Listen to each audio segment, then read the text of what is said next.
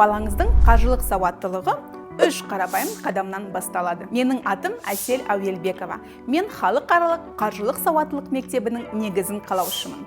Біріншісі, ақшаның қайдан келетінін түсіндіріңіз. Бала ақшаның жайдан жай пайда болмайтынын, ол еңбекпен табылатынын түсінуі тиіс. Бұл жұмыс, уақыт және күш-жігер.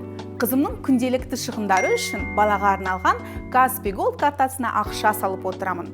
Қаражат салғанда, мен бұл ақшаны еңбектеніп таптым, сен жұмсап үйренсің деп бір бөлігін саған жіберіп тұрмын деймін. Мен оған жұма сайын қаражат беремін. Сондықтан ақша аяқ асты аспаннан жаумайды, жоспар бойынша келеді. Бала есейген сайын ақшаны да сирек берген дұрыс.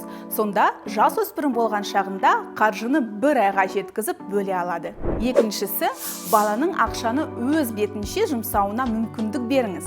Егер ол қаражатты слаймға немесе балмұздаққа жұмсаса, алаңдамаңыз. Тек нақтып сатып алу арқылы ғана бала ойлануды, салыстыруды және таңдауды үйренеді. Каспи Голдпен бәрі ашық. Ол ақшасын дүкендерде, дәмханаларда және онлайн өзі жұмсайды. Ал мен өз Каспи KZ қосымшамда сатып алған заттарын көріп отырамын, оларды бірге талқылаймыз. Оған қоса картасына қосымша ақша сала отырып, соманы да шектей аламын. Үшіншісі, ақша жинау әдетін қалыптастырыңыз. Маңыздысы қаражатты үнемі жинап отыру. Егер бала қазірден бастап 100 теңгеден жинап үйренсе, бұл салауатты әдетке айналады. Ал ондай әдет шын мәнінде жұмыс істеу үшін балаға қаржылық мақсаттар қоюды үйретіңіз.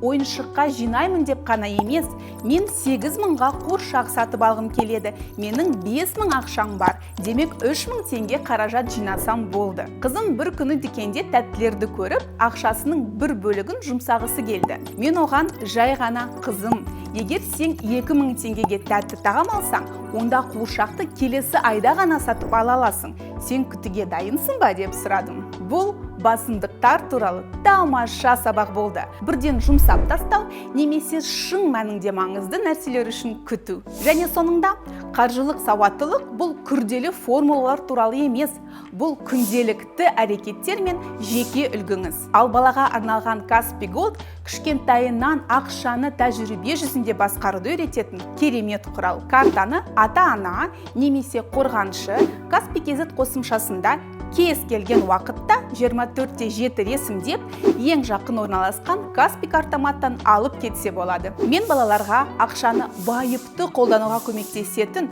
3 принциптер туралы айтып өттім. Ал сіздің отбасыңызда қандай қаржылық әдеттер бар? Бөлісіңіз.